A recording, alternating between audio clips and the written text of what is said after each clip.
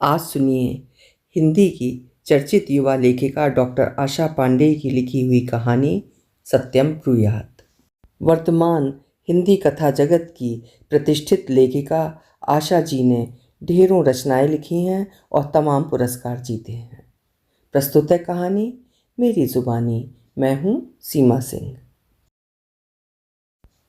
Train जब Vishwanathganj station पर रुकी तो दीनानाथ ने अपना झोला कंधे पर टांगा और सूटकेस उठाकर नीचे उतर गए। प्लेटफॉर्म पर ट्रेन से उतरने और चढ़ने वालों की कुछ भीड़ थी। चाय समोसा बेचने वाले भी इधर उधर दौड़ रहे थे। 2 मिनट रुककर ट्रेन जब चली गई तब स्टेशन पर भीड़ भी कम हो गई। दीनानाथ ने अपना सूटकेस नीचे रखा और एक लंबी सांस लेकर प्लेटफॉर्म के चारों ओर नजर दौड़ाई। खाने पीने की सामग्री बेचने वाले कुछ ठेले, ठेले पर ही चलता फिरता एक बुक स्टॉल, चंद मुसाफिर तथा रेलवे कर्मचारी। वर्षों से ऐसा ही दिख रहा है ये स्टेशन। कुछ भी तो नहीं बदला। यहाँ की हवा में अपनेपन की कितनी मोहक गंध बसी है। इसी मिट्टी में पलकर बाहर जाने वाले बच्चे भला कैसे बेमुरव्वत हो जाते हैं। प्रेम तथा परमार्थ का भाव जो कूट कूट कर जन्मघूंटी में ही उन्हें पिलाया जाता है, वो शहर की हवा लगते ही कहाँ छूमंतर हो जाता है पता नहीं चलता। खैर, सुबह के 10 बजे थे। दीनानाथ स्टेशन से बाहर निकलने के लिए सूटकेस उठाने ही वाले थे कि एक लड़का दौड़ता हुआ आया और उनका सूटकेस पकड़ लिया। पाए लागी बाबा, मेरे रहते आप सूटकेस उठाएंगे? चलिए मैं तांगे तक पहुंचा देता हूँ। कहते हुए उसने दीनानाथ का सामान उठाया और लाकर नरेश के तांगे पर रखकर बोला, बाबा को घर तक पहुंचाने का जिम्मा अब तुम्हारा। फिर उसने दीनानाथ के पैर छुए और कहा, अच्छा बाबा चलता हूँ, ठेले के पास कोई भी नहीं है। खुश रहो बच्चा। दीनानाथ ने उसे आशीर्वाद दिया। वो लड़का दीनानाथ के गांव का ही था। यहाँ स्टेशन पर चाय समोसे का ठेला लगाता था। तांगे वाला भी वहीं पास के गांव का था तथा दीनानाथ को अच्छी तरह पहचानता था। उसने घोड़े की लगाम ठीक करके कहा, काका आप तांगे पर बैठिए, मैं आपको छोड़ कर आता हूँ। जब दीनानाथ बैठ गए और उस लड़के ने तांगा आगे बढ़ा लिया तब दीनानाथ ने कहा, और सवारी आ जाने दिए होते बेटा, ऐसे तो तुम्हारा बहुत नुकसान होगा। नुकसान किस बात का काका? सवारी कब मिलेगी कुछ निश्चित नहीं है। आप कब तक बैठे रहेंगे? आपको छोड़कर घंटे भर में तो मैं फिर यहाँ आ जाऊँगा। आप मेरी चिंता न करें। दीनानाथ चुप हो गए। तांगे वाले ने घोड़े को हाँक लगाई। घोड़ा सड़क पर दौड़ने लगा। कहीं बाहर गए थे क्या काका? हाँ, बेटे के पास गया था, कुछ बुझी आवाज में दीनानाथ ने कहा। अच्छा, तो आप जयपुर से आ रहे हैं? दीनानाथ मौन रहे। आजकल श्याम भैया जयपुर में ही है ना? हाँ, 2 साल से जयपुर में ही है। सुना है बहुत बड़े अफसर हो गए हैं। संक्षिप्त सा उत्तर देकर दीनानाथ चुप हो गए। बात करने की उनकी इच्छा नहीं हो रही थी। उन्हें चुप देखकर तांगे वाला भी चुपचाप तांगा हाँकने लगा। कुछ दिन पहले वे बड़े उत्साह से बेटे के पास गए थे। बेटा 1.5-2 साल से घर नहीं आया था। दीनानाथ ने सोचा बड़ा अफसर हो गया है, जिम्मेदारी भी अधिक होगी, घर आने का समय नहीं मिल पा रहा होगा, इसलिए खुद ही मिलने चले गए। इधर कुछ दिनों से उनकी पत्नी की तबीयत भी ठीक नहीं चल रही है। वो भी हमेशा बेटे बहू को याद करती रहती है। इतनी बीमारी में भी उसने बेटे को पास भेजने के लिए खुद ही तिल के लड्डू बनाए थे। उसे क्या पता था कि एक से एक महंगी मिठाइयों के सामने भला तिल के लड्डू की क्या बिसात। बेमन से बहू ने तिल के लड्डू का डिब्बा एक किनारे सरका दिया था। दूसरे दिन दीनानाथ ने ही बेटे को याद दिलाया था, बेटा तुम्हारी माँ ने लड्डू भेजे हैं, खाए? नहीं बापूजी, अभी तो नाश्ता कर लिया है, बाद में खा लूँगा। तुम क्या खाओगे बेटा? वो तुम्हारे नौकरों में बटेगा। मन ही मन दीनानाथ ने सोचा।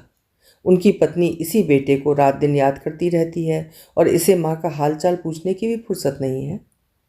दीनानाथ ने जब कहा कि तुम्हारी माँ की तबीयत खराब रहती है, आकर उन्हें देख जाओ, तो वो बोला, क्या करूँ बाबूजी, यहाँ काम ही इतना है कि समय नहीं मिलता। ठीक है बेटा, लेकिन कभी कभी माँ बाप को भी याद कर लेना चाहिए। क्या बाबूजी, आप भी कुछ समझने की कोशिश किया करिए, झुंझलाकर बेटे ने जवाब दिया। दीनानाथ चुप हो गए। अब इतने व्यस्त बेटे से और क्या कहना।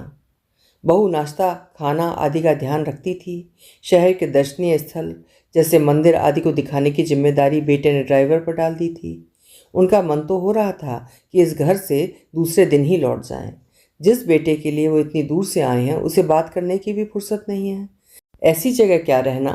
लेकिन पत्नी का ध्यान आते ही उन्होंने इरादा बदल दिया।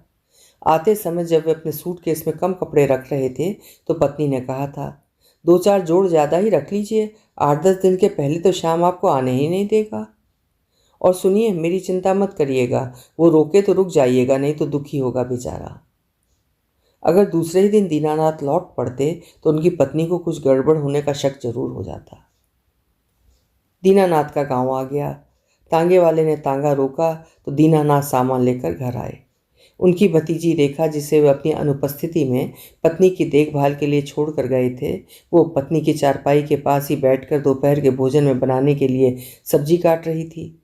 दीनानाथ को देखते उसने प्रणाम किया तथा बैठने के लिए कुर्सी लाकर दी। उनकी पत्नी भी बेटे बहू का हालचाल जानने के लिए उठकर बिस्तर पर ही बैठ गई। गर्म पानी की बोतल बिस्तर पर पड़ी थी, जिसे देखकर दीनानाथ समझ गए कि आज रात भी पत्नी के पेट में दर्द उठा होगा, जिसे कम करने के लिए उसने सिकाई की है। अब तक उनकी भतीजी पीने का पानी ले आई, जिसे पीकर वे मुस्कुराते हुए बोले, बहुत दूर का सफ़र है, थकान लग जाती है। श्याम तो और भी रुकने के लिए कह रहा था, लेकिन तुम्हें बीमार छोड़कर गया था ना, इसलिए वहाँ मन ही नहीं लग रहा था। रुक जाना था, मुझे क्या हुआ है। और फिर रेखा तो थी ही मेरी देखभाल के लिए। मेरी बीमारी का हाल उसे भी बताए होंगे आप। क्या करता, वो रुकने की तो जिद कर रहा था, इसलिए बताना ही पड़ा। कह रहा था अब मैं ही छुट्टी लेकर आऊँगा और माँ को इलाज के लिए अपने पास लाऊंगा। जानती हो, तुमने जो लड्डू भेजे थे वो 2 दिन में ही चट कर गया। मैं जानती थी, हंसकर उनकी पत्नी ने कहा। आप भूल गए क्या, जब छोटा था तो कैसे मुझसे छुप छुप कर सारे लड्डू खा जाता था। आज भी वैसा ही है, बिल्कुल नहीं बदला। तुम्हारे लिए तो वो साड़ियाँ लाया था, बिक्स, बाम, तेल तथा बहुत सारी दवाइयाँ वो तुम्हारे लिए भेज रहा था, मैं ही नहीं लाया। तुम तो जानती ही हो, कंधे के दर्द से वजन नहीं उठता। मैंने उससे कह दिया कि जब तुम आओगे तब ले आना। अच्छा किया, इस बहाने वो जल्दी आएगा तो। अब आप हाथ मुंह धो लें, मैं रेखा के साथ खाने की व्यवस्था देख लेती हूँ। कहकर उनकी पत्नी बिस्तर से उठकर धीरे धीरे रसोई घर की ओर चली गई। बेटे के प्रेम भाव की बातें सुनकर उनमें कितनी शक्ति आ गई थी। दीनानाथ कुर्सी पर सिर टिकाकर कमरे की छत की तरफ देखने लगे। हमेशा सच बोलने वाले दीनानाथ आज अपनी पत्नी से सरासर झूठ बोल गए। सत्यम ब्रूयात प्रियम ब्रूयात न ब्रूयात सत्यम प्रियम, प्रियम च नानृतम ब्रूयात ऐश धर्मो सनातन। इस पूरे श्लोक से उनको कुछ लेना देना नहीं है। इसका सिर्फ एक वाक्य, ऐसा सत्य जो अप्रिय हो उसे नहीं बोलना चाहिए, से ही मतलब है।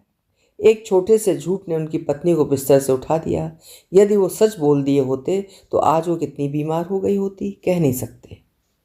बेटे की नालायकी की सजा वे अपनी बीमार पत्नी को क्यों दें। रसोई से उनकी भतीजी तथा पत्नी के बोलने और हंसने की आवाज़ आ रही थी, जो दीनानाथ को ऊर्जा दे रही थी। अभी आप सुन रहे थे आशा पांडे जी की लिखी हुई कहानी सत्यम ब्रूयात। ऐसा सत्य जो यदि प्रिय ना हो तो नहीं बोलना चाहिए। उम्मीद है कहानी ने आपके मर्म को भी छुआ होगा। कल फिर मिलेंगे। हिंदी का उत्कृष्ट साहित्य सुनते रहने के लिए मेरे चैनल्स को सब्सक्राइब करना ना भूलिएगा। कहानी पसंद आई है तो लाइक भी करिएगा और अपने प्रिय मित्रों तक शेयर भी करिएगा। बहुत बहुत धन्यवाद।